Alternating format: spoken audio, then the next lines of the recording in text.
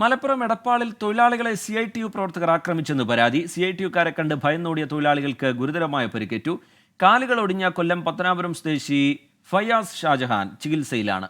നിർമ്മാണം നടക്കുന്ന കെട്ടിടത്തിൽ ഇലക്ട്രിക് സാമഗ്രികൾ ഇറക്കിയ തൊഴിലാളികളെയാണ് CITUക്കാർ ആക്രമിക്കാൻ ശ്രമിച്ചത്.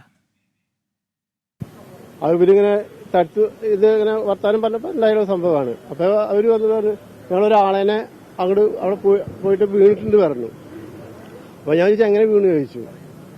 അപ്പോൾ അവർ പറഞ്ഞു ഇവര് അങ്ങനെ അടിക്കാൻ വന്നതാണ് ഇവര് പറയുന്നത്. പക്ഷെ ഇവര് പറയുന്നതെങ്കിൽ അവന്റെ ഒരു ഫോൺ ഉണ്ടായിരുന്നു. ആ ഫോൺ എന്നെങ്കിൽ ഞാൻ പുള്ളിയുടെ അടുത്ത് സംസാരിക്കാൻ വേണ്ടി പറഞ്ഞിട്ടുണ്ടായിരുന്നു. ആ ഫോൺ പിന്നെ അവർ പേടിച്ചില്ല. അവർ പേടിച്ചിട്ട് ഓടിയായിരിക്കാമെന്ന് ഞാൻ വിചാരിക്കുന്നത്. നമുക്കിത് കൃത്യമായിട്ട് ഒന്നും അറിയില്ല.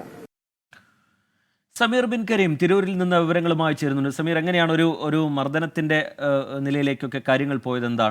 എന്തുകൊണ്ടാണ് തൊഴിലാളികൾ പറയുന്നത്? എന്താണ് CITUവിന്റെ വിശദീകരണം ഈ പരാതിയുമായി ബന്ധപ്പെട്ട്? എങ്ങനെ റീജിത്ത്, എടപ്പാളിൽ ടൗണിലെ നിർമ്മാണം നടക്കുന്ന ഒരു കെട്ടിടത്തിൽ ഇന്നലെ ചില സാമഗ്രികൾ നിർമ്മാണവുമായി ബന്ധപ്പെട്ട് ലോറിയിൽ എത്തിയിരുന്നു.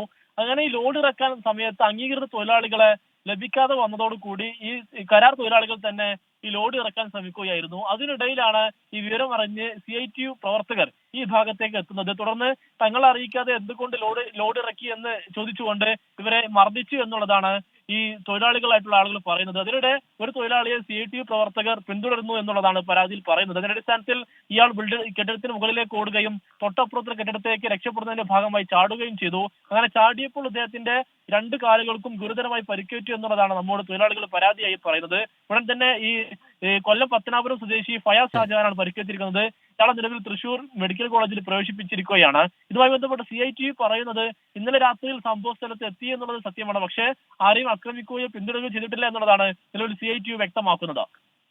സമീർ ബിൻ കരീം വിവരങ്ങൾ നൽകുകയായിരുന്നു തിരൂരിൽ നിന്ന്.